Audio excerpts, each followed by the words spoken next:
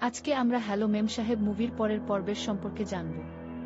এই চলচ্চিত্রটি এক চমৎকার কমেডি এবং রোমান্টিক ঘরানার গল্প, যা দর্শকদের ভরপুর বিনোদন প্রদান করে। কাহিনীর মূল পটভূমি গড়ে উঠেছে এক কর্পোরেট অফিস এবং এক সাধারণ যুবকের চাকরি পাওয়ার অদ্ভুত লড়াইকে কেন্দ্র করে। মেম সাহেব বা অফিসের কড়া নারী বসের মন জয় করতে এবং নিজের চাকরি বাঁচাতে নায়ককে নানা ধরনের মজার ও জটিল পরিস্থিতির মুখোমুখি হতে হয়।